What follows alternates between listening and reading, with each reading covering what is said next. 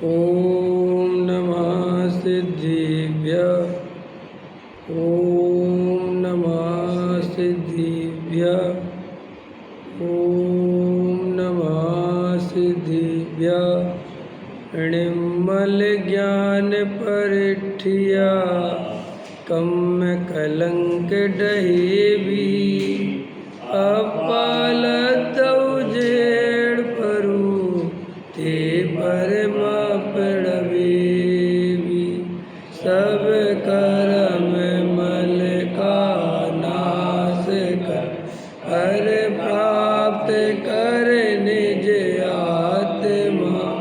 जो लीन निर्मल ध्यान में नम कर निकल परमात्मा।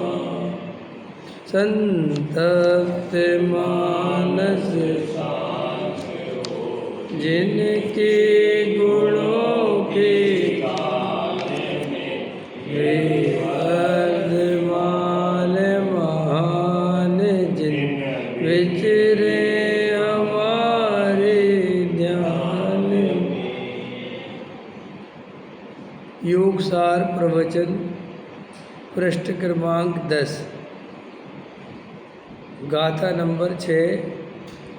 आत्मा 3 प्रकार की बताई है। तो क्या कहा था? आत्मा पर्याय अपेक्षा 3 प्रकार का जानो। द्रव्य अपेक्षा तो त्रिकाल एक रूप ही आत्मा है। पर्याय में भूल का टलना और पूर्ण निर्मलता की प्राप्ति, ये सब पर्याय में है। ठीक है। अब पर्याय में भूल है, भूल का टरेला ही पर्याय में है और पर्याय को ही निर्मल होना है। द्रव्य तो शाश्वत निर्मल है। द्रव्य तो शाश्वत अनादि अनंत नित्य शुद्ध एक ज्ञायक रूप वस्तु है। उसमें तो विकार होता नहीं। जो कुछ भी मलिनता है वो तो पर्याय में है।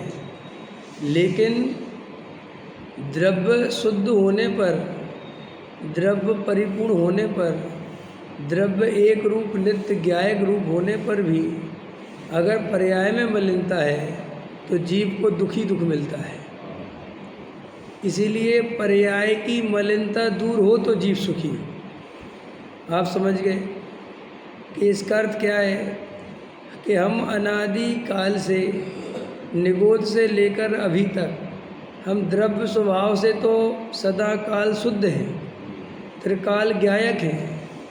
स्वभाव में द्रव्य में कभी जन्म मरण नहीं होता। जन्म मरण तो पर्याय में होता है। मलिनता तो पर्याय में है। राग द्वेष कसाय तो पर्याय में है। और राग द्वेष मिटेगी तो पर्याय ही शुद्ध होगी। लेकिन स्वरूप ऐसा है कि द्रव्य शाश्वत शुद्ध होने पर अगर उसका शुद्धपना पर्याय में प्रकट नहीं हो तो जीव दुखी रहता है। ये बात अच्छे से समझ लें। अगर हमारी पर्याय की मलिनता दूर नहीं हो रही है और हम बहुत स्वाध्याय सुनते हैं, बहुत शास्त्र पढ़ते हैं, बहुत क्रियाकांड पालते हैं, तो समझ लेना कि अगर पर्याय में राग देश बराबर खड़े हुए हैं, पर्याय में मलिनता पड़ी हुई है, पर्याय में मिथ्यात्व चल रहा है, तो जीव सुखी नहीं हो सकता, हम सुखी नहीं हो सकते। अगर हमें सुखी होना है तो हमारी पर्याय की मलिनता दूर होनी चाहिए। अब पर्याय की मलिनता जो दूर होने का कारण है, वो पर्याय जब पर्याय दृष्टि छोड़कर, जब वो पर्याय पर द्रव्य में अपनापन तोड़कर, जब वो पर्याय अपने को शरीर संयोग वाला मानकर छोड़कर एक त्रिकाली ध्रुव ज्ञायक भगवान आत्मा हूँ, उस शुद्धात्मा की ओर ढलती है, उस शुद्धात्मा की दृष्टि करती है, अपने को आत्मा अनुभव करती है, तो ही पर्याय की मलिनता दूर होती है। ऐसा वस्तु का स्वरूप है। लेकिन अनादिकाल से ऐसी प्रायोगिक विधि अपन को नहीं पता। अपने को पर्याय की मलिनता को दूर करने का उपाय केवल पर में ही दिखाई देता है। क्यों? क्योंकि अनादिकाल से दृष्टि पर में है। हम दुखी भी परद्रव्य के कारण अपने को मानते हैं, हम सुखी भी परद्रव्य के कारण अपने को मानते हैं। जैसे मैं आपसे कहूँ कि आप सुखी हैं तो क्या कारण है, तो आप कहोगे मेरे पास अच्छा मकान है, मेरे पास अच्छी पत्नी है, मेरा अच्छा बेटा है, मेरे अच्छे संयोग हैं, शरीर में कोई रोग नहीं है, इसीलिए मैं सुखी हूँ। अब अथवा किसी से कहो तुम दुखी हो तो दुख का कारण क्या है, तो मेरी बुरी पत्नी है, मेरा मकान नहीं है, समझ में आया। तो दुख का कारण भी किसको माना, पर द्रव्य को। सुख का कारण भी किसको माना, तो ये मान्यता कब की है, अनादिकाल से, जन्मों जन्मों से चली आ रही है। अब इसी मान्यता के फलस्वरूप जब धर्म की बात आई, पर्याय में मलिनता दूर करने की बात आई, राग देश मिटाने की बात आई, तो राग देश को मिटाने का कारण भी कौन दिखाई दिया, परद्रव्य। क्योंकि राग देश किससे पैदा होते हैं, तो ऐसा दिखाई देता है कि परद्रव्य से पैदा होते हैं। तो ऐसा लगता है कि परद्रव्य को छोड़ देंगे तो राग देश मिट जाएंगे, कॉमन बात है। तो परद्रव्य को छोड़ने में लग जाता है, तो छोड़ता कैसे, परद्रव्य को कैसे छोड़ता है, साधु बन जाता है, ब्रह्मचारी बन जाता है, खाने पीने में ये नहीं खाऊंगा, ये नहीं खाऊंगा, ये नहीं खाऊंगा, अब ऐसे रहूंगा, ऐसे उठूंगा, ऐसे बैठूंगा, मंदिर में रहूंगा, समझ में आया। तो ऐसे परद्रव्य को छोड़ना समझता है कि मैंने साफ परद्रव्य का त्याग कर दिया। अब परद्रव्य का त्याग बाहर में कर दिया, तो परद्रव्य का त्याग बाहर में कर दिया तो ऐसा मानता है कि मेरे मलिनता मिट गई। क्या मिट गई, क्योंकि ये मलिनता कैसे चल रही थी, परद्रव्य से। अब तो मेरा घर परिवार ही नहीं है, अब तो मेरा कोई है नहीं, इसलिए मैं तो जो है त्यागी वृत्ति साधु बन गया, मेरा आत्मा तो पवित्र हो गया। लेकिन साधु बनने पर भी राग देश नहीं मिटे, कसाय नहीं मिटी, समझ में आया। ब्रह्मचारी त्यागी वृत्ति बनने पर भी राग नहीं मिटा, लेकिन वहाँ पर दृष्टि नहीं जाती। क्यों, वहाँ पर दृष्टि जाने के लिए उस जीव को तत्व विचार आदि करे, अंदर में आत्मचिंतन करे कि मेरी अंदर की क्या दशा है, तो पता चले कि अंदर में क्या दशा है। लेकिन अंदर में कभी विचार ही नहीं करता।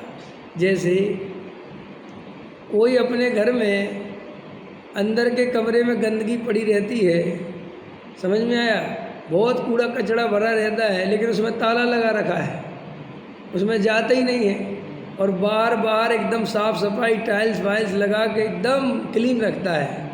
तो कोई बाहर से आता है तो उस बेचारे को तुम्हारे अंदर का तो घर देखने मिला नहीं, वो तो बाहर का ड्राइंग रूम देखकर बढ़िया सीनरी लगी है, बढ़िया सोफ़ा डला है, बढ़िया है, तो वो सोचता है कि घर इनका बहुत बढ़िया है।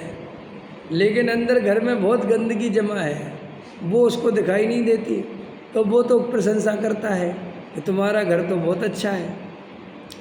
तो उस प्रशंसा से बहुत प्रसन्न होता है कि मेरा घर तो बहुत अच्छा है, लेकिन वो अंदर में वो इतनी गंदगी पड़ी है, वहाँ उसका ध्यान नहीं जाता। ऐसे ही ये अज्ञानी जीव अपने अंतरंग के अभिप्राय को तो चेक करता नहीं, अंतरंग के परिणामों की तो खबर नहीं, बाह्य क्रिया आदि से अपने को शुद्ध कर लेता है, शुद्ध भोजन करने से अपने को शुद्ध मानता है, विरतशील संयम आदि बाहरी, उपवास करेंगे, अष्टमी करेंगे, चतुर्दशी करेंगे, ये नहीं करेंगे, ये नहीं करेंगे, ये साधक के जीवन में होते हैं। लेकिन अंतरंग की सफाई पूरी होती है तो बाहर में सच्चे होते हैं। और अंतरंग गंदा हो, अभिप्राय खोटा हो, परिणाम में अपवित्रता हो, तो फिर बाहर की पवित्रता है ही नहीं। लेकिन चूँकि सारा जगत बाहर से ही देखता है, अंदर देखने की तो क्षमता हमारी है नहीं, और वो जो अज्ञानी है वो भी बेचारा बाहर ही समझता है, देखता है, तो वो शुद्ध भोजन करने से, स्त्री आदि का त्याग करने से, कपड़े उतार कर साधु बन गया, समझ आया, तो वो ऐसा मानता है कि मेरे रागदेश कसाय मिट गई, और वो आनंद से अपने को धर्मात्मा मान के विचरण करता है। और ऐसी दशा देखकर जो गृहस्थ हैं, सामान्य श्रावक हैं, वे उसको नमोस्तु करते हैं, उसको नमस्कार करते हैं, उसकी विनय करते हैं, वंदना करते हैं, उसके प्रति प्रेम दिखाते हैं, उसे अहोभाव से भोजन आदि कराते हैं, तो वो और प्रसन्न होता है, क्योंकि उसके ड्राइंग रूम की तारीफ हो रही ना, तो उसको भी लगता है कि देखो मैं कितना तपस्वी हूँ, कितना साधु आदमी हूँ, ये तो सब पापी हैं। और गृहस्थ उसके सामने बोलता भी है, अरे आप तो बहुत अच्छे हो, हम तो बहुत पाप में लगे हुए हैं, हम तो जो है व्यापार धंधा करते हैं, आपने तो अच्छा किया सब छोड़ दिया। तो उसे और अच्छा लगता है, क्योंकि एक तो उसके अंदर की मान्यता तक तो वो पहुंचा नहीं, अंदर के अभिप्राय तक तो जाता नहीं, वो बाहर ही बाहर रहता है, और जगत के जीव उसकी प्रशंसा करने लगते हैं। तो बस प्रशंसा से बढ़िया तो जगत में कुछ है नहीं, तो वो प्रसन्न हो जाता है। कौन? मैं। ऐसा जन्मों जन्मों से अपन ने आत्मा का सच्चा परिचय नहीं किया, तो अपन ने पर्याय की मलिनता मिटाने का उपाय तो किया, लेकिन वो उपाय झूठा था, वो उपाय सच्चा नहीं था। वो पर्याय की मलिनता बाहर की क्रिया मात्र से नहीं मिटती, समझा? तो बाहर की क्रिया करें कि नहीं करें, अंदर की पवित्रता होती है तो बाहर में क्रिया सच्ची होती है, सहज होती है, वो करनी नहीं होती है। लेकिन अंतरंग अभिप्राय सच्चा नहीं, परिणाम में निर्मलता नहीं, तो बाहर की क्रिया भले ही पवित्र दिखे, निर्दोष लिखे, लेकिन वो निर्दोष होती नहीं, सदोष ही है। क्योंकि मिथ्यात्व के सहित कोई भी क्रिया कभी भी निर्दोष नहीं होती। हाँ, बाहर में निर्दोष दिखेगी कि बिल्कुल सोच कर भोजन करते हैं, कभी अशुद्ध भोजन ग्रहण नहीं करते, आज तक अनछना पानी नहीं पिया, कभी पानी की एक बूंद वेस्टेज नहीं करी, बहुत ध्यान रखते हैं, आचरण में बहुत सावधानी रखते हैं। समझ में आया? ऐसा होने पर भी मिथ्यात्व है, तो मिथ्यात्व सबसे बड़ा अपराध है, पाप है, संसार का कारण है। तो मिथ्यात्व के रहते क्रिया की शुद्धि कोई शुद्धि नहीं मानी जाती। तो पर्याय की मलिनता दूर करने के लिए, पर्याय को निर्मल करने के लिए बाहर में नहीं अंतरंग में पुरुषार्थ करना पड़ता है, जो अज्ञानी को पता नहीं है। पता क्यों नहीं है? क्योंकि अनादिकाल से अपने स्वयं द्रव्य को तो कभी जाना नहीं। मेरा आत्मा ही मुझे परम पवित्र कर सकता है। क्या? गंगा का स्नान करने से पवित्र नहीं होते, आत्मा में स्नान करने से आत्मा पवित्र होती है। तो ऐसा तो कभी जाना नहीं, कभी देखा नहीं। ख्याल में आए कि नहीं आए? इन आँखों ने अंदर का एक्सरा कभी नहीं लिया, हमेशा बाहर को देखती रहती है।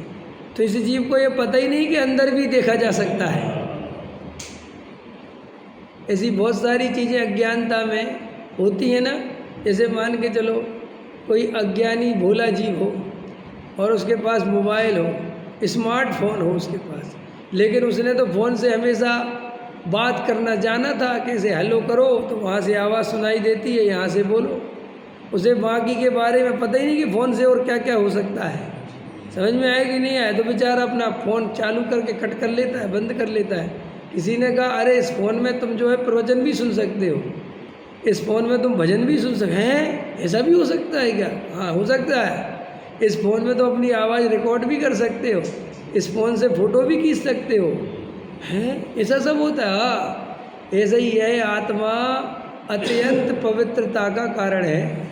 इस आत्मा की दृष्टि करने से पर्याय में मलिनता मिटती है। हैं? ऐसे हो सकता है? होता है, लेकिन खबर नहीं। क्यों खबर क्यों नहीं?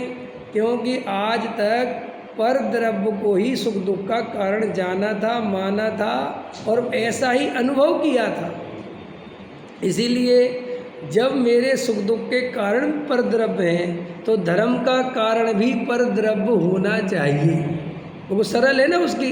देखो थ्योरी सरल है, मान्यता बिल्कुल ठीक है उसके हिसाब से। क्यों? क्योंकि जिसने जगत में ऐसा ही अनुभव किया कि यही परद्रव्य मुझे दुख देते हैं, यही परद्रव्य मुझे सुख देते हैं, तो धर्म भी कौन देगा? मेरी आत्मा को पवित्र कौन करेगा? नहीं समझ में आया? जैसे गंगा में नहाते हैं तो पाप धुल जाते हैं। समझ में आए कि नहीं आए? पाप करती है आत्मा और गंगा में जाके धुलता है शरीर। समझ में आया कि नहीं आया? तो शरीर के पाप धुलेंगे कि आत्मा के पाप धुलेंगे? भाई बात तो सच्ची है। गंगा के पानी में शुद्धता बहुत है। समझ में आया? गंगोत्री से निकलता है, पहाड़ों से निकलता है, जड़ी बूटियों को एक से एक जड़ी बूटियों को स्पर्श करते हुए निकलता है। तो गंगा में नहाया होगा किसी ने तो उसकी खाज खुजली मिट गई होगी। और खाज खुजली तो बहुत जन्मों के पापों को इकट्ठा करे तो खाज खुजली होती है, ऐसा कहते। समझ में आया कि नहीं आया? और गंगा में गया और खाज खुजली मिट गई तो उसने आके कहा, अरे गंगा तो जो है पापों को मिटाने वाली, मेरे तो सारे पाप खत्म हो गए। कि क्या खत्म हो गए? खुजली मिट गई तो सारे पाप मिट गए। तो लोगों ने सोचा कि गंगा तो पापों को धोती है। समझ में आया कि नहीं आया? ऐसे ही लोग पूजा पाठ भक्ति करने आए। अब किसी ने पार्श्वनाथ की पूजा करी और उसी दिन उसको 2000 रुपये का लाभ हो गया। तो उसने कहा, अरे पार्श्वनाथ की पूजा में चमत्कार है। कैसे चमत्कार है? क्या चमत्कार हो गया? बोले साहब, हमने आज पार्श्वनाथ की पूजा करी, आज 2000 का लाभ हुआ। हम तो कल से पार्श्वनाथ की पूजा करेंगे। तो पार्श्वनाथ चमत्कारी हो गए। फिर किसी ने मुनीश्वर व्रत की कर ली, फिर किसी को 5000 का लाभ हो गया। तो मुनीश्वर व्रत चमत्कारी हो गए, है कि नहीं? किसी के मल्लनाथ चमत्कारी हो गए, किसी के शांतिनाथ हैं, किसी के महावीर हो गए। पहले के सारे चमत्कार महावीर करते थे। अभी आजकल महावीर से अध्यक्ष पद ले लिया गया। अब पार्श्वनाथ को दे दिया गया कि आजकल ये डिपार्टमेंट तुम संभालो। फिर पार्श्वनाथ का तो बहुत चला, नहीं समझ में आया। मुझे लगे कईयों साल तक मंत्री पद चला, लेकिन फिर उनसे भी ले लिया। अब आजकल मुनीश्वर व्रत को दे दिया। काले काले पार्श्वनाथ थे, काले काले मुनीश्वर व्रत। समझ में आया? ये कालेपन के पीछे भी कुछ मनोविज्ञान होना चाहिए, मुझे ऐसा लगता है। क्यों लगता है? कि वो शनि देवता काला है। समझ में आया कि नहीं आया? है तो सोचते कुछ काले काले सावरिया पार्श्वनाथ, सावले भगवान ज़्यादा काम करते होंगे। तो साहब ये सब क्या है? ये सब मिथ्या मान्यताएं चलती हैं जगत में। जगत ऐसे ही अज्ञानता से भरा पड़ा है कि साहब ऐसा क्यों है? भयभीत है, डरता है, दुख से डरता है। ये जीव सुखी होना चाहता है तो ऐसा भीख मांगता है सुख की। कोई कहता है शनि देवता को तेल चढ़ाओ तो सुखी हो जाओ, तो जल्दी चढ़ाता है क्योंकि उसे देवता से कुछ लेना देना नहीं है, उसे तो सुखी होना है। फिर किसी ने कहा पार्श्वनाथ की पूजा करो तो लो साहब, किसी ने कहा पार्श्वनाथ चालीसा पढ़ो तो लो साहब, किसी ने कहा रोज अभिषेक में आया करो तो लो साहब, लेकिन उसको तो केवल सुखी होना है। तो आचार्य कहते हैं कि तुझे सुखी होना है, ये तेरी बात तो ठीक है, लेकिन तू जो उपाय सोच रहा है सुखी होने का, ये संसारियों के बीच में जा जाकर इन अज्ञानियों से जो तू उपाय पूछता है, ये बेचारे खुद ही दुखी हैं, ये तुझे क्या उपाय बताएंगे? समझ में आया? अरे जो खुद ही दरिद्र हो वो दूसरे की दरिद्रता क्या दूर करेगा? जो स्वयं रागी द्वेषी हो वो तुम्हें वीतरागता क्या देगा? जो स्वयं तुमसे पुजवाने के लिए परेशान हो वो तुम्हें पुजवाने का कारण क्या समझा पाएगा? आया समझ में कि नहीं? एक किसी का फ़ोन आया, कल तो बता रहे थे कि उनके यहाँ बच्चे नहीं हो रहे थे, तो साहब वो बेचारे भटक गए। अन्य ये होते ना तंत्र मंत्र वालों के पास, तो वहाँ चले गए। तो उसने क्या कहा, एक तावीज़ दी दिया और बोले तुम्हारे बच्चा हो जाएगा। तो शर्त लिखवाए, एग्रीमेंट। क्या लिखवावे कि अगर हो गया तो 50,000 देने पड़ेंगे। समझ में आया कि नहीं आया? तो उन्होंने कहा तू जब इतना चमत्कारी है कि हमारे को बच्चा दे सकता है तो तुझे पैसा नहीं कमाना आता। अरे तो उसी देवता से पैसा मंगवा ले 10, 20, 50 लाख है। लेकिन अज्ञानता में भय के कारण इस जीव को समझ में नहीं आता है। ये 2 कौड़ी के फकीर, समझ में आया, झोला छाप इस जगत में घूमते रहते हैं और जगत के ठगिया, ये जगत के भोले जीव इन ठगियों के चक्कर में पड़ते हैं और उनको नमस्कार करते, महाराज कोई ताबीज़ दे दो, कोई तंत्र मंत्र दे दो, लो बच्चा ले। समझ में आया? ये कुंभ का मेला लगता है तो बहुत जनता भागती है। तो बोलो क्यों क्यों भाग रहे हो? अरे वहाँ पे अघोरी बाबा मिलेंगे, वे जंगलों में तपस्या करते हैं, उनके पास रिद्धि सिद्धि होती है। अगर किसी ने खुश होकर कोई रिद्धि दे दी तो मज़ा आ जाएगा। समझ में आया कि नहीं आया? तो ऐसे इस जगत में अज्ञान फैला हुआ है, अज्ञानता का अंधकार छाया हुआ है और हम चारों तरफ उस अज्ञान के अंधकार से घिरे हुए हैं। अब उसमें सूरज की एक किरण, जो ये जिन शासन है, जो ये सच्चा मोक्ष मार्ग है, उसकी एक किरण फूटी है। अब उस किरण से तुम सूर्य का निर्णय कर लो, सही तत्व निर्णय कर लो, तो मुक्ति मिल जाएगी, तो अनंत दुखों से छूट जाएंगे। वरना ये अनंत दुख हमारा इंतजार कर नहीं रहे हैं, हम अनंत दुखों के चक्कर में फंसे हुए हैं और एक के बाद एक दुख आ रहा है और अभी अनंत दुख तुम्हारा इंतजार कर रहे हैं। थोड़े दिन की बात और है, अब बुढ़ापा घेरने वाला है, जवानी छीड़ होने वाली है और अब खाट पे पड़ने का समय आ रहा है और आत्मा जाना नहीं है। तो ये पर्याय पलटते ही कुगति में जाना सुनिश्चित है, सुगति में नहीं। क्यों सब कुगति में क्यों जाएंगे? अरे भाई, आत्मा को जाने बिना जीव कुगति में ही जाता है, सुगति भूगति में ऐसे नहीं जाता जीव। आत्मा को जाने तो सुगति में जाता है। न अनंत काल के लिए नरक निगोद की यात्रा प्रारंभ होने वाली है, विचार करो। तो श्री गुरु कहते हैं पर्याय की मलिनता दूर करनी है तभी तू सुखी हो सकता है। अगर तेरी पर्याय में राग देश कसाए रहेंगे तो तू आत्मा तो शुद्ध है, लेकिन शुद्धता का लाभ पर्याय में प्रकट हो तो जीव को मिलता है। क्या मेरे करोड़ों रुपए बैंक में जमा हैं, लेकिन मेरे को निकालने की अनुमति 1 रुपए की भी नहीं है। समझ में आया कि नहीं आया? तो भाई साहब, ऐसे करोड़ रुपए जमा होके करूँगा भी क्या? नहीं समझ में आया? मुझे मिलना भी तो चाहिए। ऐसे ही द्रव्य की शुद्धि पर्याय में प्रकट हो तो जीव को सुख मिलेगा। अगर हमारी पर्याय में मलिनता बनी रही, राग देश बने रहे, मिथ्यात्व बना रहा, समझ में आया कि नहीं आया? तो हम लोग आत्मा शुद्ध है ये कहते तो रहेंगे, लेकिन उस शुद्धता का लाभ नहीं मिलेगा। तो पर्याय में मलिनता दूर करने का उपाय उस ज्ञायक की दृष्टि करना है। ज्ञायक की बातें अकेली नहीं करना, ज्ञायक को समझना, आत्मा को समझना और समय निकालकर उस आत्मा का अनुभव करना। समझ में आया? तो वो मलिनता दूर होगी। खाली आत्मा तो शुद्ध है, आत्मा तो शाश्वत है, आत्मा तो ज्ञायक है, आत्मा तो राग को छूता नहीं, ऐसी खाली बातें करे और ऐसा अनुभव नहीं करे तो पर्याय की मलिनता दूर होने वाली। और पर्याय की मलिनता दूर नहीं होगी तो क्या होगा? काले अनंत निगोद मजार बीतो एक इंद्रिय तनदार। समझ में आया? है तिल तिल करे देखे खंड असुर भिड़ावे दुष्ट प्रचंड सिंधु नीर ते प्यास न जाए तो भी एक बूंद न लहाए। है 3 लोक को नाज जो खाए तो भी एक कड़ न लहाए। बोलो, जे दुख बहु सागर लो सहे।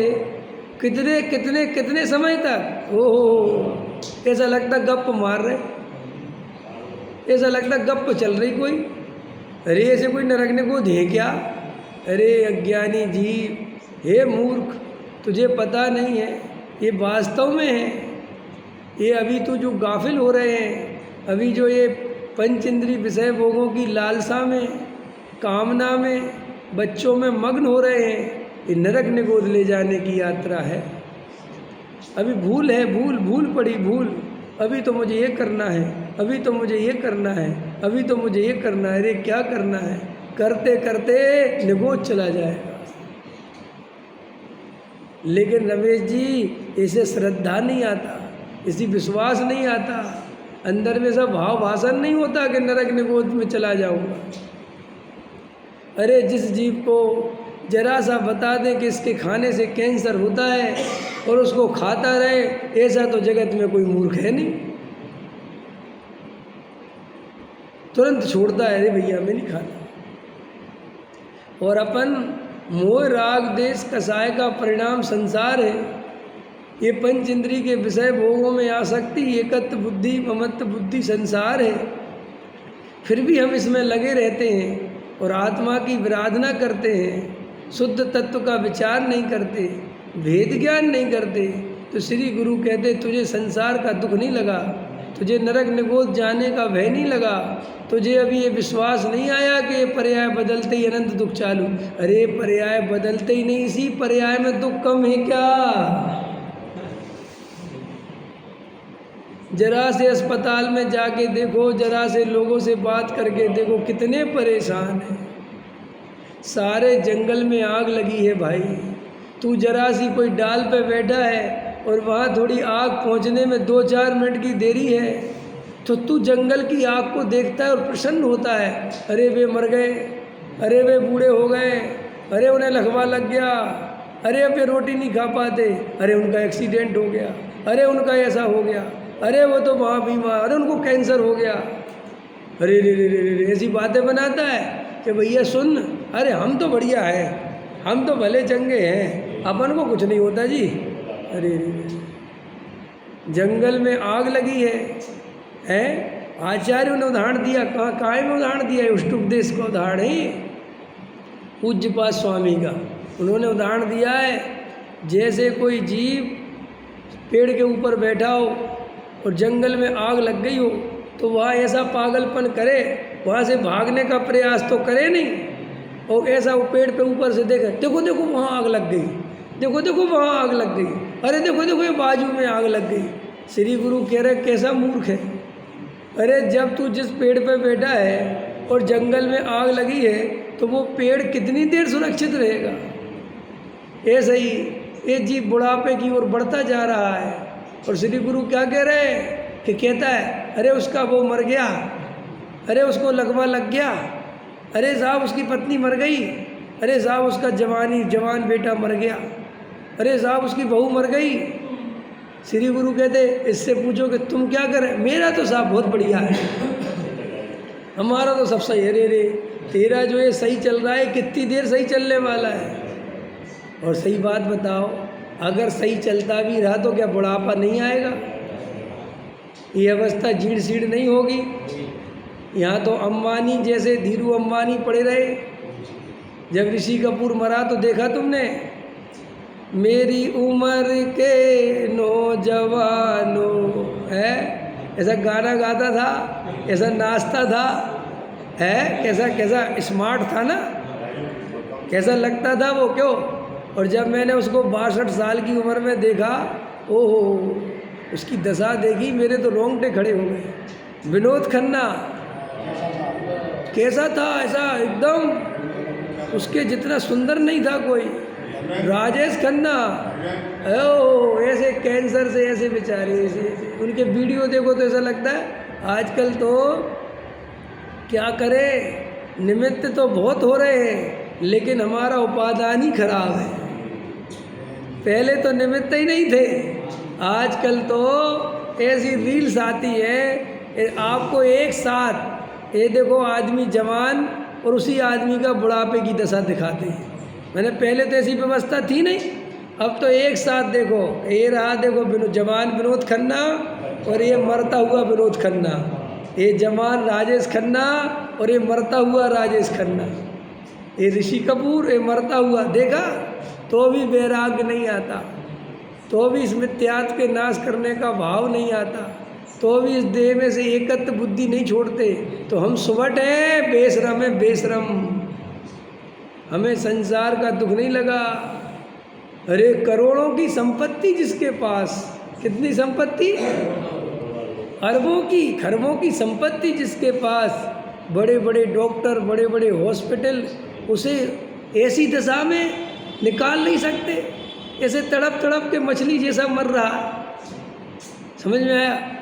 उसको इतनी वेदना थी, मैंने देखा था, और इसी का कह रहा था मुझे जहर का इंजेक्शन लगा दो, मेरे से वेदना नहीं सही जाती। ये तो हाँ, ये तो इसी देवेंद्र जी, ये तो इसी पर्याय की बात है। वो कोई दूसरी पर्याय का तो जीव नहीं था ना, मनुष्य ही था ना हमारे समान। क्या साहब, हमारे समान मनुष्य था।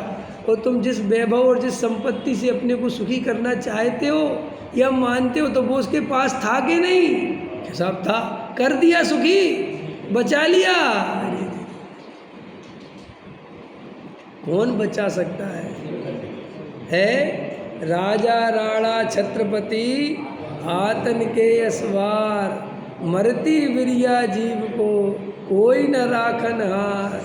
अरे रे रे रे, परम सत्य है ये, मानो चाहे मत मानो। ये तुम्हारी बात है, ये हमारी बात है, हम माने और नहीं माने, लेकिन सत्वस्तु का स्वरूप तो आग में हाथ डालेगा तो जलेगा।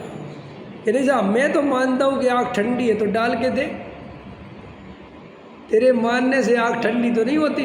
अरे साहब, हम बुढ़ापे से नहीं डरते, अच्छे अच्छे ऐसे ही कहते थे। समझ में आया? गामा पहलवान दांतों से ट्रक खींचता था, गाड़ी खींचता था। गामा पहलवान जहाँ खड़ा हो जाता था, लोग कहते थे बाप रे बाप, क्या आदमी है। और जब वो मरा तो ऐसी असहाय अवस्था में मरा कि अपने हाथ पे मक्खी बैठी तो वो भगा नहीं सकता था, फिर भी संसार में सुख दिखता है। तो पागल है क्या तू? ऐसी भाषा बोले क्या तेरे को अच्छी लगती है ऐसी भाषा? अरे रे रे रे, पर्याय की मलिनता दूर करो भाई, पर्याय की मलिनता, मोह राग देश दूर नहीं होंगे तो इस आत्मा का दुख नहीं मिटेगा।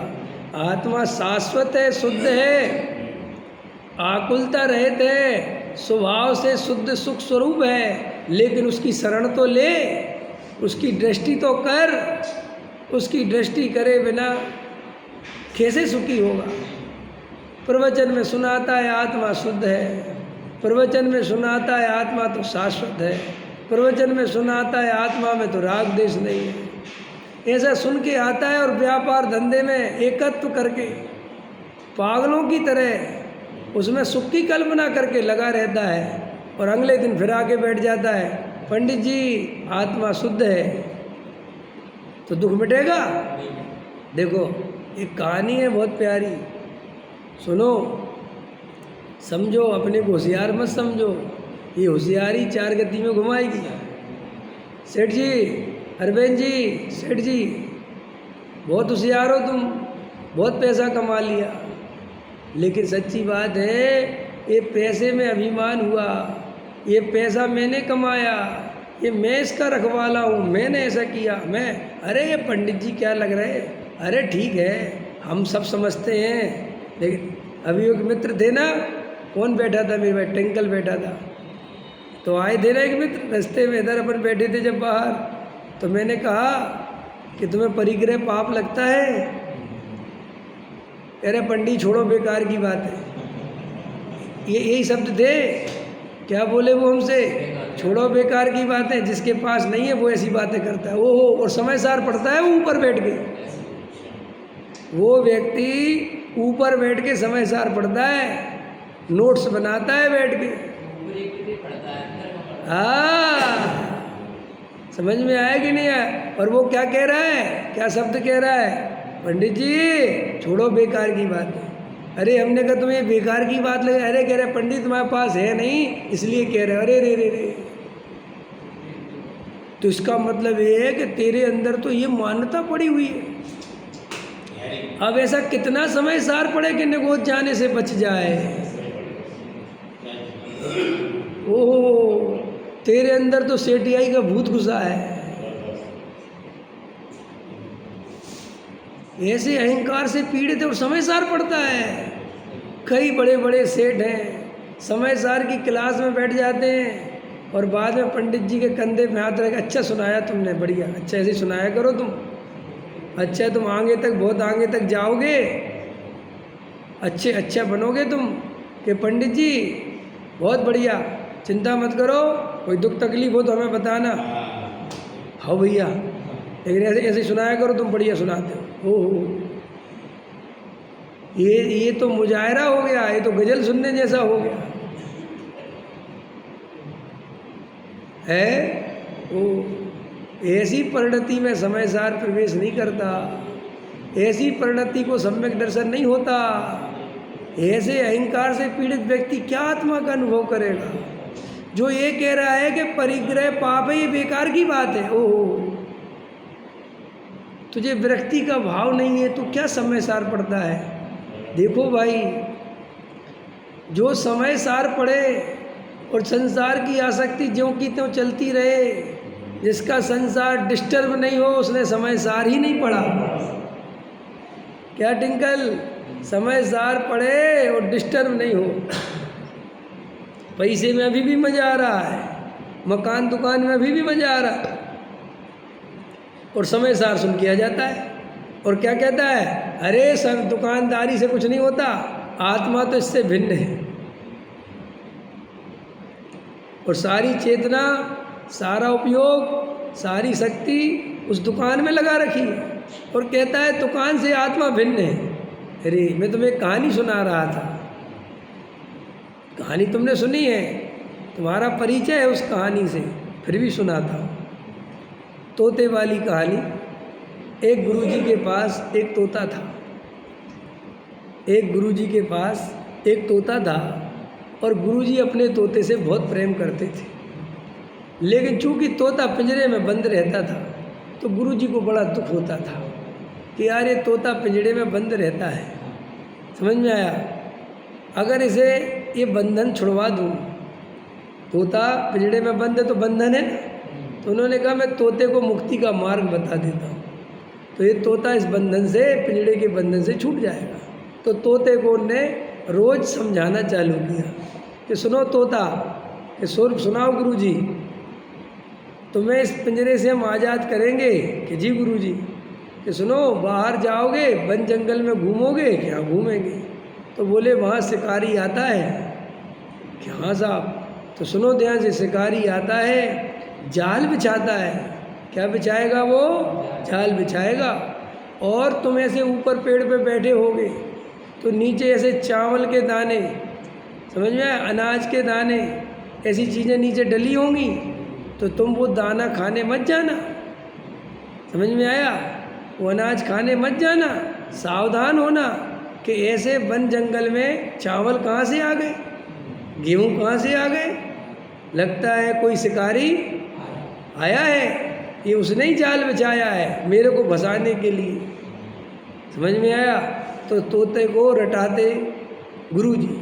तोता रटने वाला होता है, शिकारी आता है, जाल बिछाता है, दाना डालता है, हम दाना खाने जाते हैं और जाल में फंस जाते हैं। शिकारी आएगा, जाल बिछाएगा, दाना डालेगा, हम दाना खाने नहीं जाएंगे तो हम जाल में नहीं फंसेंगे। ऐसा निरंतर महीनों के अभ्यास में तोता एकदम निपुण हो गया। और तोते से बोलते, बोलो तोते, बंधन का कारण क्या है? शिकारी आता है, जाल बिछाता है, दाना डालता है, दाना खाने जाते हैं और जाल में फंस जाते हैं। गुरुजी तोते की इस तरह की व्याख्या सुनकर बड़े प्रसन्न हुए, और गुरुजी ने अहोभाव से तोते को पिंजरा खोला और कहा, जाओ तोते, जाओ तुम थोड़ा वन जंगल में घूम के आओ, आज से तुम आज़ादी का अनुभव करो, लेकिन बात भूलना मत। बोले नहीं भूलेंगे। तोता गया, वन जंगल में घूमा, बड़ा मज़ा आया, और एक डाल पे बैठ गया। और डाल पे बैठे बैठे गुरुजी की कहानी जो गुरुजी ने रटाई थी वो याद करता है। इतने में वहाँ पर शिकारी आता है, और शिकारी आता है तो जाल बिछाने की सोचता है, लेकिन वो तोते की बात सुनता है। तो तोता क्या बोलता है, शिकारी आता है, जाल बिछाता है, दाना डालता है, तो वो शिकारी सोचता है कि अरे ये तोता तो बहुत होशियार है, ये नहीं फंसेगा। तो वो ऐसा सोचकर जाल नहीं बिछाता और वो आगे बढ़ जाता है। लेकिन वो शिकारी वो बघेलिया वो सोचता है कि अरे मैं भी मूर्ख हूँ, ये तो तोता है और तोते का काम क्या है, रटना। मैं कहाँ इसकी बातों में आ रहा हूँ। और वो जाल बिछाता है, दाना डालता है और ऊपर से तोता दाना देखता है और नीचे दाना खाने चला जाता है और जाल में फंस जाता है। तो जाल में फंसे फंसे भी क्या बोल रहा है, हाँ। और वहाँ से गुरुजी ने देखा कि लेके गया वो, तो अरे शिकार गुरुजी ने माथा पकड़ लिया कि मैं तो भूल ही गया, है तो तोता ही। ऐसे ही हम सब संसारी जीव हैं। खूब तुम्हें समय सार सुनाते हैं, खूब तुम्हें संसार का दुख सुनाते हैं, खूब पढ़ाते हैं, खूब समझाते हैं, खूब घुटाई करवाते हैं और तुम इतने अच्छे से निपुण होके रट लेते हो। संसार विषय सुख होता तो तीर्थंकर क्यों त्यागे, काहे को शिव साधन करते संयम सो अनुरागे। अरे प्रभु संसार में सुख नहीं, चार गति दुख का कारण है। अरे रे हमें चार गति में नहीं घूमना, हमें अब संसार में नहीं फंसना। अरे साहब आपने बहुत अच्छी बात बताई, अब हम नरक निगोद नहीं जाएंगे। क्या अच्छी बात है भैया, अच्छी बात है। अब हम आत्मा का अनुभव करेंगे, अब हम वेद ज्ञान करेंगे, अब हम धर्म करेंगे। बहुत अच्छी बात है, सब समझ में आ गया। कि हाँ साहब बिल्कुल समझ में आ गया। तो हमने कहा जाओ, कि हाँ ठीक है साहब जाते हैं। और जाता है, सब समय सार भूल जाता है और जाके वो व्यापार में, धंधे में, रुपए में, पैसे में, मकान में वापस सुख की कल्पना, वापस वहीं दाना चुगने चला जाता है और बंधन में पड़ा रहता है। और बंधन में पड़े पड़े क्या कहता रहता है, आत्मा शुद्ध है, आत्मा एक ज्ञायक भाव है? क्यों कोई व्रत पूजा भक्ति करे रे, तू जड़ की क्रिया में लगा, इसमें कोई धर्म है? अच्छा, और तुम काहे में लगे हो? हम तो दुकान चलाते हैं। अच्छा, तो दुकान जड़ की क्रिया है कि चेतन की? अरे छोड़ो, ये फालतू की बात है। ऐसा है, ये बेकार की बातें मत करो। अरे ये बेकार की बातें नहीं है भैया, ये सच्ची बात है, यही है। अपनी परीक्षा तो करके देख, इतना समय सार सुनने के बाद मेरे राग देश कम हुए कि नहीं हुए, कसाय कम हुई कि नहीं हुई, और अंदर में संयम का भाव ही सुखरूप है। ये विषय भोगों के भाव तो दुखरूप है, आत्माराधना का भाव सुखरूप है। उस तरफ दृष्टि गई कि नहीं गई? कह रहे साहब आत्मा शुद्ध है, विकल्पों से क्या लेना देना। बात तो सही कहता है, लेकिन तू रात दिन उन्हीं विकल्पों में तो उलझा रहता है। तुझे सुबह से शाम तक उद्गल के चिंतन से, आर्त रोत्र ध्यान से फुर्सत नहीं मिलती, धर्म ध्यान के लिए तेरे पास टाइम नहीं है, और तू कहता है कि आत्मा शुद्ध है। तो सुनो, पर्याय की मलिनता जब तक दूर नहीं होती तब तक आत्मा को सुख नहीं मिलता। पकड़ में आया? क्यों? आत्मा तो बना बनाया भगवान शाश्वत अनादिकाल से, और वो तो अनंत काल रहेगा। मैं पुराने प्रवचनों में सुनना, उसमें बोलता था कि अगर आत्मा का अनुभव नहीं किया तो निगोद में भी भगवान दे और वापस निगोद में ही पहुंच जाओगे। क्या? जो निगोद में सो ही मुझ में, जो निगोद में सो ही मुझ में, सो ही मोक्ष मजार। अंतर भेद कछु भी नाही, अंतर भेद कछु भी नाही, वेद गिनत संसार हमको कछु भय नारे, जान लियो संसार हो। ये क्या कह रहा है कवि? क्या बता रहे हैं वो हमको कि हे भाई, जो निगोद में सोई मुझ में सोई मोक्ष मजार। ये मैंने ऐसी दृष्टि करके उस आत्मा का अनुभव किया है, ये सीखा नहीं है, ये क्षेपसम ज्ञान की बात नहीं है, ये रटंती विद्या की बात नहीं है, ये अनुभव की बात है। आया समझ में रमेश जी? ऐसा अनुभव आवे तो अब हमको कछु भय ना रे, ये बोलने की बात तब है। अरे तू आत्मा की बातें करता है और निरंतर तेरी परिणति में भय चल रहा है, निरंतर तू मरने के भय से पीड़ित है। आकुलता ना आ जाए, कोई प्रतिकूलता ना आ जाए, कोई शरीर में बीमारी ना आ जाए, मेरी पत्नी ना मर जाए, मेरे बच्चे कोई बीमारी ना हो जाए, मेरा व्यापार चलना बंद ना हो जाए, कोई भूकंप ना आ जाए। और कह रहा है अंतर्वेद कछु भी नाही, वेद गिनत संसार। अरे ऐसा अनुभव में आया तो बोलना, भय से निर्भयता आई हो तो बताना।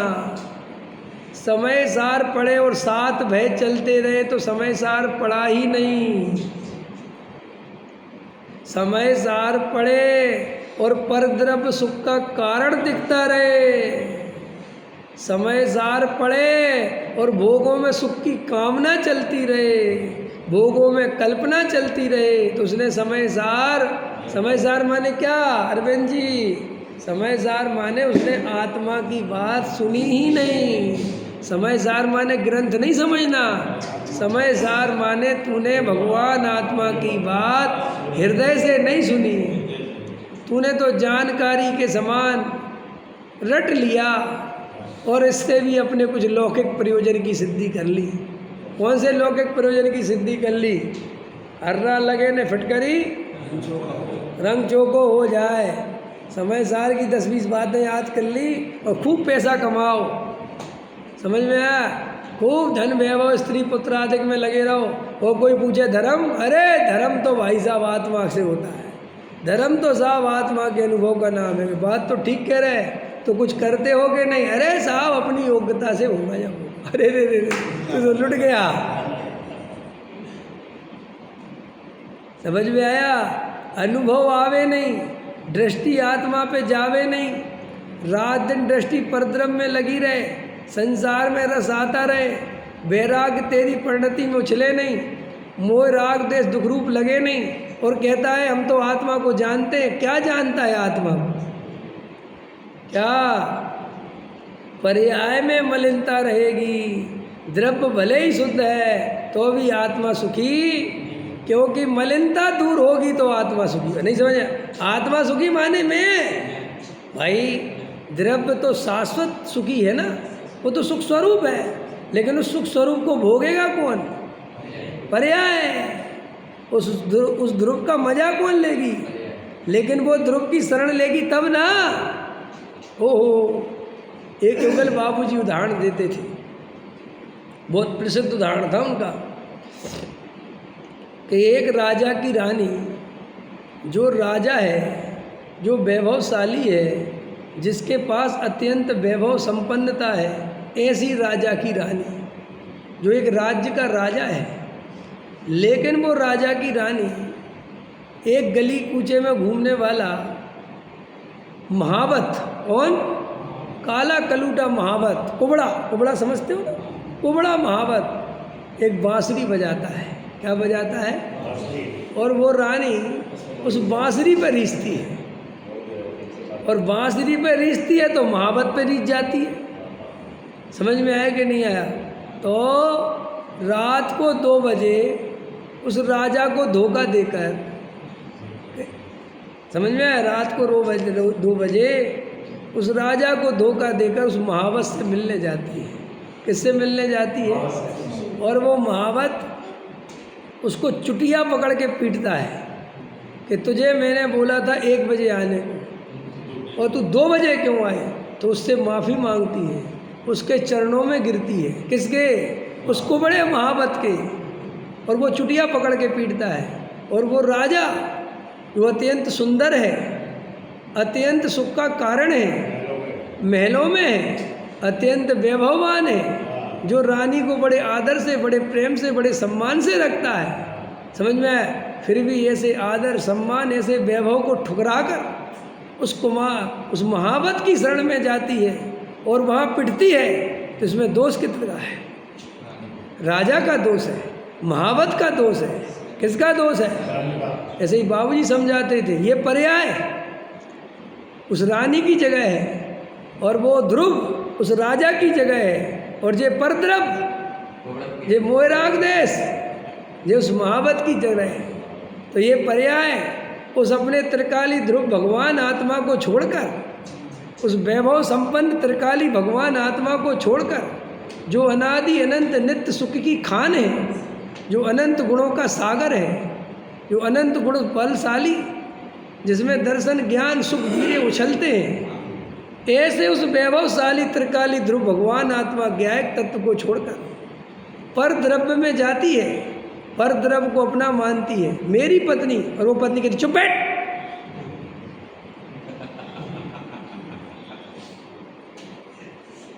अथवा वो पत्नी उस पति के पास जाती है, तुम ही मेरे स्वामी है, तुम ही मेरे देवता, ऐसे है ना गाना है ना, है वो कहता है पकड़ के पीटूंगा, चलो निकलो इधर से। फिर बेटे की शरण में जाता है, अरे बेटा, वो कहता चुप रहे मम्मी, ऐसे धक्के खाता है। और वो ध्रुव शाश्वत तत्व तेरा इंतजार कर रहा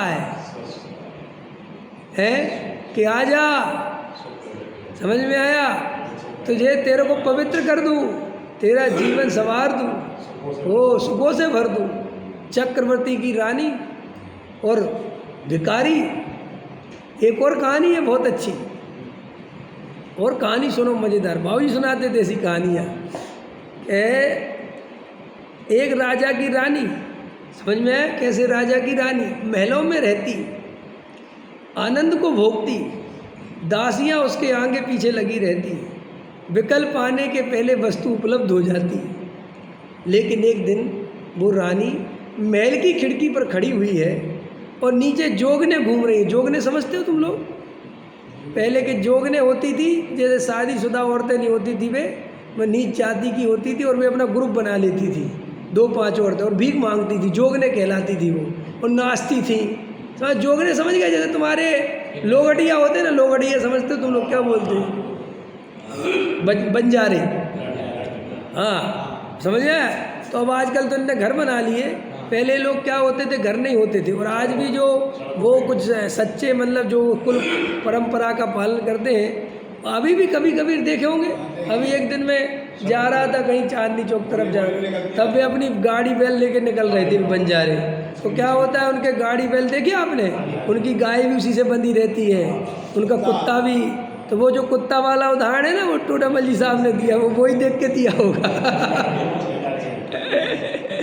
तो उसमें पता उनकी पूरी गृहस्थी रहती है, और वो लोग क्या ऐसे विचरते रहते हैं। और जैसे रात हो गई तो चौराहे पे, जंगल में, जहाँ जो जगह मिल गई वहीं रुक जाते हैं। और वो काम पता क्या करते हैं? ये तुम्हारे चक्कू छुरियाँ करने को बनाने से काम करते। पहले हम गांव में रहते थे तो हमारे गांव में हर साल वो आते थे और 15-15 दिन तक डेरा डाल के ऐसे उनको जगह दे देते थे गांव वाले, ऐसे आउटर में अपनी गाड़ियां लगा के। और सुनो, उन्हीं गाड़ियों में उनके बच्चे होते हैं, वहीं पालते हैं, सब कुछ वही, उनका घर नहीं बनाते। हाँ है। अब आपके भुंडे में जो कहते हो, हमारे तरफ तो लोगड़िया बोलते थे हम लोग। लोगड़ी इसलिए बोलते थे, लोहे का काम करते हो। तो उस रानी ने उस अपनी खिड़की से, महल के दरवाजे से उसको देखा। किसको? उस जोगनों को। तो उसको ऐसा भाव आया, कह रही इस महल में कितना बंधन है, ये क्या दासियों से घिरे रहती हो। समझ में आया? ये सब ये ज़िंदगी अच्छी नहीं है। ये क्या राजा वाजा, ये जोगने देखो कितनी मस्त है, नाचती हैं, गाती हैं, रोडों पर घूमती हैं, कैसे गंदे संदे कपड़े बढ़िया अपनी मौज से पहनती हैं। ओहो, मुझे नहीं रहना इस रानी वानी बन के, मुझे नहीं रहना इस राजा के पास। और रात को उन जोगनों के ग्रुप में जाके शामिल हो गई कि मैं भी तुम्हारे साथ दर दर भटकूंगी, मुझे तो ऐसा मज़ा आता है। तो बोलो क्या क्या कहोगे इस पागलपन को?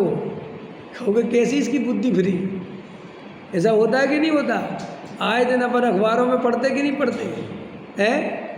अरे पढ़ते कि नहीं पढ़ते? रोज़ पढ़ते कि नहीं? आजकल तो अखबारों में बहुत चलने लगा, ऐसे उल्टी सीधी बातें, उल्टे सीधे काम बहुत हो रहे हैं। कितनी गंदे गंदे काम हो रहे हैं। तो अब उसकी बुद्धि फ्री कि नहीं फ्री? तो श्री गुरु कहते हैं ऐसे ही है भगवान आत्मा को छोड़कर यह पर्याय पर द्रव्य में सुख मानती है, दर दर में भीख मांगने में सुख मांगती है। रोटी दे दो, क्या दे दो? रोटी दे दो। अभी घर जाके रोटी दे दो, भूख लग रही है, भूख लग रही है। ऐसे पांचों इंद्रियों की भीख मांगती है, दर दर का भिखारी बना देती है, और वो ध्रुव तत्व पे बैठा रहता है। समझ में आया? जिसकी दृष्टि मात्र से आत्मा में पर्याय में दुख मिट जाए, जिसकी चर्चा मात्र से पर्याय की मलिनता खिसकने लगे, फिर भी उस ध्रुव को दृष्टि में नहीं लेता, फिर भी उस ध्रुव का अवलंबन नहीं लेता, फिर भी उस ध्रुव का अनुभव नहीं करता, तो इस पर्याय की मलिनता को कौन दूर कर सकता है? ऐसी पर्याय के दुख को कौन दूर करे? अरे जो महलों को छोड़कर महाबत के पास जावे और वहाँ पे पिटे, जोगनों के साथ दर दर में भीख मांगे, तो ऐसी रानी के दुख को कौन दूर करे? ऐसे ये पर्याय मलिनता में सुख मानती है, संयोगों में सुख मानती है, पर द्रव्य में सुख मानती है, और अपने ध्रुव तत्व को छोड़कर पर द्रव्य में मरती है, भटकती है। तो इस पर्याय के दुख को कौन दूर करे?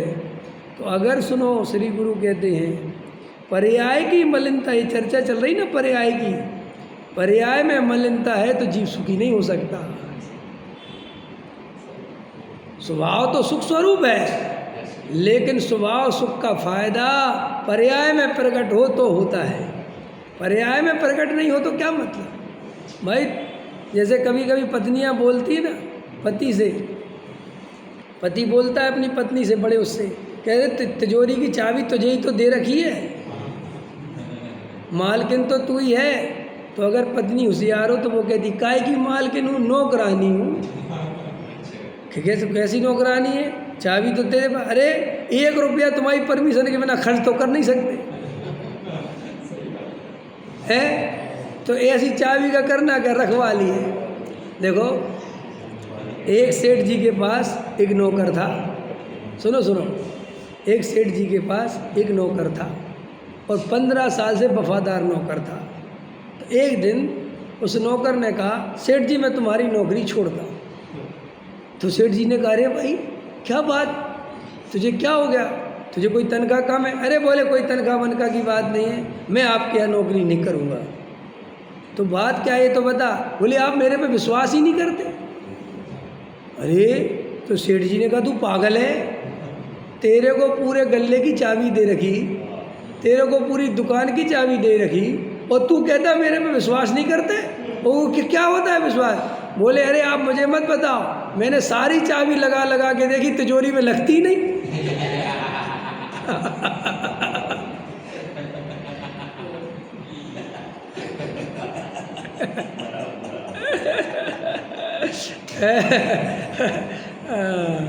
आया समझ में? अरे प्रभु कुछ खबर नहीं है, कुछ खबर नहीं है। ऐसे ही द्रव्य में शुद्ध है, द्रव्य शुद्ध है। अरे वो शुद्धता पर्याय में आए तो पर्याय को मजा आए तो जीव सुखी हो। द्रव्य तो शाश्वत सुख स्वरूप है, लेकिन वो सुख पर्याय में कब आवे? जब पर्याय द्रव्य पे जावे, द्रव्य में अपनापन करे तो पर्याय में सुख आवे, और पर्याय द्रव्य में अपनापन करे, यही तो पुरुषार्थ है, यही तो मोक्ष मार्ग है। और मोक्ष मार्ग है क्या?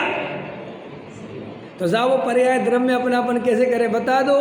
जब पर्याय पर द्रव्य से विरक्त हो, पर द्रव्य से सुख की कल्पना छोड़े, पर द्रव्य की शरण में जाना छोड़े, तो स्वयं द्रव्य की शरण में आएगा। लेकिन जब तुझे स्त्री पुत्र मकान दुकान घर गृहस्थी व्यापार इनसे तुझे फुर्सत ही नहीं है, तेरी पर्याय इनमें रच पच रही है, तो वो ध्रुव की शरण में शुद्ध आत्मा की शरण में क्यों जाएगी, कैसे जाएगी? कि नहीं साहब मैं समय सार सुनता हूँ, तो ये तो तू बाहरी जानकारी है,